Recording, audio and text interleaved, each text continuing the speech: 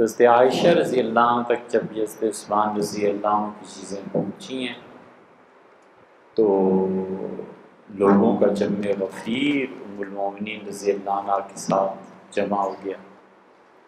پھر طلحہ اور زبیر رضی اللہ عنہ مل گئے، تو بہت بڑی قوت وہاں بن گئی، اور وہ لوگ مدینہ منورہ کی بجائے بصرہ کی طرف چلے گئے، کیونکہ بصرہ بنیادی طور پہ حضرت طلحہ رضی اللہ عنہ کا مرکز تھا، اور بصرہ والے انہیں بہت چاہتے تھے۔ سیدنا علی رضی اللہ عنہ سمجھ گئے کہ یہ معاملہ بہت بھڑک بھی سکتا ہے۔ سے عائشہ رضی اللہ عنہ نے کہا کہ ہم اس وقت مانیں گے جب عثمان کے قاتلوں کو سزا دیں۔ وہ جہاں جاتی تھی حضرت عثمان رضی اللہ عنہ کے لباس اور کرتا اور یہ چیزیں لوگ مشتعل ہوتے تھے، بڑی فوج بڑے لوگ ساتھ چل پڑے۔ ام المومنین رضی اللہ عنہ حواب ایک قصبے کا نام تھا، وہاں پہنچی، اور رات کو کتوں کے بھونکنے کی وجہ سے انہیں نیند نہیں آئی۔ انہوں نے لوگوں کو بلایا اور کہا کہ اس جگہ کا کیا نام ہے،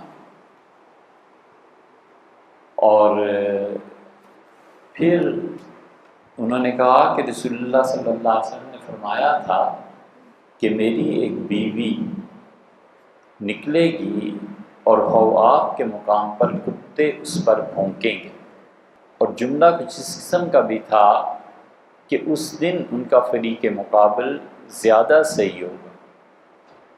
تو ملومین رضی اللہ عنہ نے کہا مجھے تو لگتا ہے یہ حواب ہے اور میں چلتی ہوں۔ اسی کے متعلق مجھ سے فرمایا تھا کہ کتے بھونکیں گے اس رات کو بہت، تو اتنے بھونکے میں تو رات بھر سو نہیں پائی۔ جو فتنہ پرداز لوگ تھے ان میں سے کئی ایک نے آ کے قسمیں کھائیں کہ ام المومنین یہ وہ گاؤں نہیں ہے، چپ ہو گئی، علاقے سے واقفیت تھی نہیں، آزادانہ گھومنا ام المومنین رضی اللہ عنہ کے لیے تو نہیں ہو سکتا تھا۔ پوچھا، لوگوں نے قسمیں کھائیں۔ پھر حضرت عائشہ رضی اللہ عنہ آگے تشریف لگیں بصرہ، ادھر سے سیدنا علی رضی اللہ عنہ ان حالات کو کنٹرول کرنے کے لیے پہنچے۔ گفتگو شروع ہوئی، انہوں نے کہا ہمارا ایک ہی مطالبہ ہے کہ عثمان کے جو قاتلین ہیں ان سے آپ ہمیں بدلہ دلائیں، انہیں آپ قتل کریں۔ سیدنا علی رضی اللہ عنہ نے کہا میں بالکل اس بات پہ ایگری کرتا ہوں، آپ کے ساتھ ہوں، مجھے بتائیں تو صحیح نا کہ عثمان کو کس نے شہید کیا تاکہ میں اسے پکڑوں، فرد متعین کریں، انصاف کرنا تھا نا، یہ تھوڑا ہی تھا کہ 10 آدمی گئے تو 10 کو ہی قتل کر دوں۔ انہوں نے کہا آپ مجھے بتائیں، گواہی پڑھے، جو شرعی تقاضے ہیں وہ پورے ہوں، اور آپ اس کو پورا کریں۔ انہوں نے کہا کہ ہم آپ کو بتائیں گے، بتائیں کہاں سے؟ تو حضرت علی رضی اللہ عنہ سے زبیر رضی اللہ عنہ کو ساتھ لیا اور کہا زبیر آؤ ذرا میں تمہیں ایک منظر دکھاؤں۔ سیدنا علی رضی اللہ عنہ اپنی فوج میں چلے گئے اور اعلان فرمایا کہ جو عثمان کا قاتل ہے ہم اس سے بدلہ لیں گے۔ طلحہ، زبیر اور ام المومنین رضی اللہ عنہ تشریف لائے ہیں، میں ان کے ساتھ متفق ہوں، لوگوں بتاؤ عثمان کا قاتل کون ہے؟ 10,000 سے زیادہ تلواریں بیک وقت نکلیں، ان کا ہم عثمان کے قاتل۔ حضرت علی رضی اللہ عنہ خاموشی سے آ گئے اور نے کہا دیکھ لیا تم نے، یہ اتنی بڑی فوج ہے میرے ساتھ اور ان میں شرارت پسند لوگ ہیں، مجھے چھوڑتے بھی نہیں ہیں، اور 10,000 سے زیادہ یہ تلواریں جو نکلی ہیں، کون ہے جس سے تم نے بدلہ لیں؟ یہ صورتحال تھی۔ اور حضرت علی رضی اللہ عنہ کے سامنے یہ بات تھی کہ میری خلافت کو کہتے تھے تسلیم کریں، اس کے بعد کام ہوگا۔ وہ کہتے تھے پہلے عثمان رضی اللہ عنہ کے خون کا بدلہ لیں پھر آپ کی خلافت۔ سیدنا علی رضی اللہ عنہ جانتے تھے اللہ نے فرمایا فقاتل التی تبغی، اور لڑو ان لوگوں کے خلاف جو تمہاری حکومت خلافت کے خلاف بغاوت کریں، حتی تفیء الی امر اللہ، یہاں تک کہ خدا کے حکم کے تابع آ جائے۔ وہ کہتے تھے اللہ کا حکم خلافت کو قائم کرنا ہے، یہ نہیں ہے طریقہ جو آپ حضرات نے بنایا۔ طے ہو گیا کہ کل سے قاتلین عثمان سے بدلہ لیں۔ حضرت علی رضی اللہ عنہ اپنے لشکر میں واپس آ گئے، حضرات اپنے لشکر میں چلے گئے۔ اگلے دن جو مذاکرات اور عملاً کارروائی شروع ہونی تھی، رات کے بالکل آخری حصے میں تیر چلنا شروع ہوئے۔ کچھ پتہ نہیں ادھر سے تیر پہلے چلے کہ ادھر سے تیر پہلے چلے۔ ام المومنین رضی اللہ عنہ اٹھی اور نیند میں تھی، اور نے کہا اللہ رحم کرے علی پہ۔ انہوں نے کیا کیا، ہم سے معاہدہ کر کے گئے تھے کہ کل صبح بات شروع ہوگی، اور یہ حملہ کر دیا انہوں نے۔ سیدنا علی رضی اللہ عنہ اٹھے اور انہوں نے کہا اللہ رحم کرے ان لوگوں پہ، میری ان کی بات طے ہو گئی تھی اور یہ حملہ شروع ہو گیا۔ وہ جو تیر چلانے والے تھے، وہ جو حضرت عثمان رضی اللہ عنہ کی اس بغاوت ان چیزوں میں شریک تھے، ادھر بھی ملے ادھر بھی ملے، لڑائی شروع ہوئی۔ بس پھر کسی کو کچھ نہیں پتہ چلا کہ کیا ہے اور کیا نہیں ہے۔ لوگ آتے تھے، حضرت علی رضی اللہ عنہ میں کوشش کرتے رہے کہ خون نہ ہو، نہ بڑھے۔ پھر وہ خود تشریف لائے، انہوں نے دیکھا کہ حضرت عائشہ رضی اللہ عنہ اس اونٹی پہ سوار ہیں جس پہ رسول اللہ صلی اللہ علیہ وسلم سوار ہوتے تھے، وہی نازل ہوتی تھی اس اونٹنی پہ جب آپ بیٹھے ہوتے تھے۔ لوگ دیوانے ہوئے تھے، پاگل، اس اونٹنی کے گرد چکر لگاتے تھے اور آ جاتے تھے لڑنے کے لیے، مر جاتے تھے۔ سیدنا علی رضی اللہ عنہ نے کہا جب تک یہ مرکز ختم نہیں نہ ہوتا تب تک یہ جنگ ختم نہیں ہوگی، اس اونٹنی کے پاؤں کاٹ ڈالے۔ چنانچہ اس اونٹنی کے پاؤں کاٹ ڈالے۔ جب اونٹنی کے پاؤں کٹے ہیں اور ام المومنین رضی اللہ عنہ ایک دم سے نیچے کی طرف آئی ہیں، تو ان کی فوج نے ان کی جس چیز پہ بیٹھی ہوئی تھی اس کو پکڑ لیا، عزت احترام سے اتارا، لیکن جنگ ختم۔ اب سیدنا علی رضی اللہ عنہ کے جو فوجی تھے وہ اصرار کرنے لگے کہ ان کے متعلق فتویٰ دیں۔ سیدنا علی رضی اللہ عنہ نے کہا کہ میرے بھائی ہیں، ہم ان کا جنازہ پڑھیں گے، ان کو عزت احترام سے گھر بھیجیں گے، اور میرے خلاف ایک چیز تھی بس ختم ہو۔ فوج کا اصرار یہ تھا کہ ان کو غلام بنائیں اور ان کے مال کو تقسیم کریں۔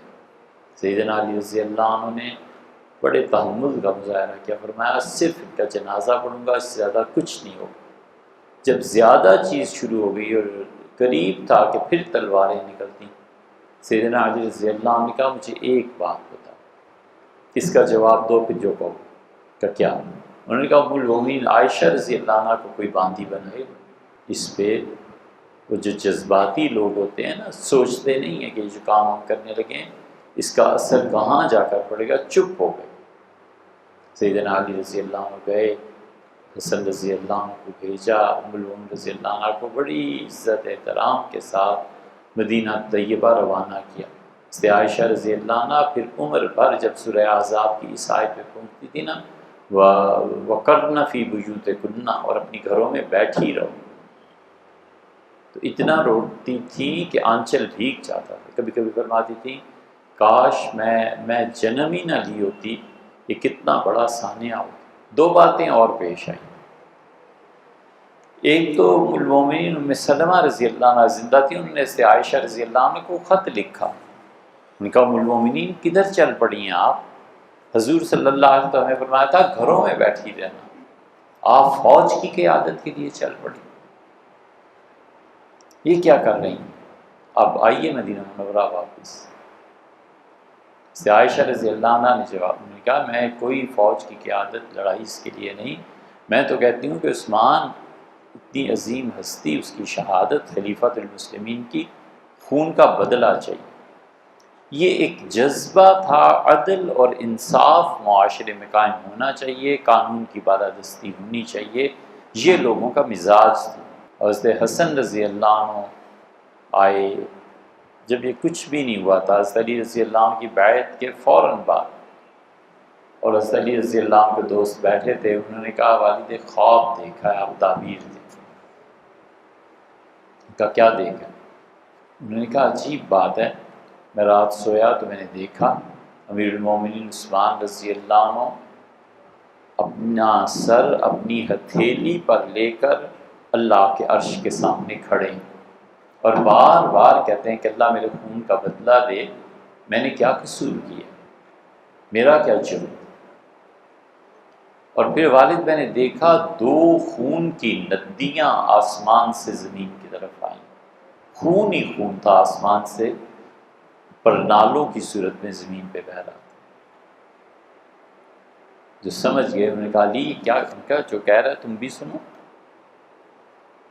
جو اس نے دیکھا، حضرت علی رضی اللہ عنہ سمجھ گئے تھے کہ جنگیں ہوں گی، اور انہیں رسول اللہ صلی اللہ علیہ وسلم نے پہلے بھی بتا دیا تھا کہ یہ اس طرح کی چیزیں پیش آئیں۔ اسی لیے صحابہ رضی اللہ عنہ میں ایک تیسرا گروہ تھا، کہیں نہیں گئے، کنارے پہ کھڑے ہو کے دیکھتے رہے کہ دونوں کر کیا رہے۔ اور یہ جنگ صفین میں بھی پیش آئی۔ حضرت معاویہ رضی اللہ عنہ اور علی رضی اللہ عنہ کی جب ہوئی ہے تو حضرت معاویہ رضی اللہ عنہ شام میں وہ کہتے تھے عثمان کا خون، سیدنا علی رضی اللہ عنہ کہتے تھے پہلے خلافت کو تسلیم کرو پھر دیکھا جائے گا۔ یہ لشکر بھی ٹکر آیا ہے۔ اس لیے ہم کہتے ہیں کہ علی رضی اللہ عنہ ہر جگہ حق پہ تھے، زیادہ صحیح بات پہ، اور ان کے مخالفین صحابہ رضی اللہ عنہ گناہ گار نہیں تھے، وہ تھے گناہ گار جنہوں نے فتنہ پھیلایا۔